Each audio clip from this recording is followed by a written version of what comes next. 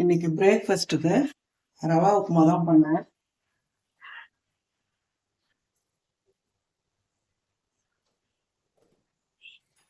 காய்கறி எல்லாம் எதுவும் போடல, வெறும் வெங்காயம் தக்காளி தான். சட்னி. மத்தியானம் சமையலுக்கு பருப்பு உசிரி மோர் குழம்பு பண்ணலான்னு. அதுக்கு பருப்பு நான் ஆவியில் வேக வச்சு உதுத்து எடுத்து வச்சிருக்கேன். பீன்ஸும் நான் வேக வச்சு எடுத்து வச்சிருக்கேன்.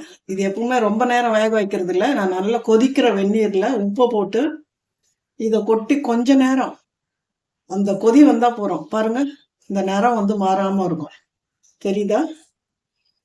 பச்சை கலர் மாறாம இருக்கும். அதனால நான் அதை ரெடி பண்ணி வச்சிருக்கேன். மோர் குழம்புக்கு அரைச்சி விட்டுட்டு மோர் குழம்பும் பருப்பு உசிரியும் மத்தியானத்துக்கு. இப்போ பிரேக்ஃபாஸ்ட்டு ரவா உப்புமா சட்னி.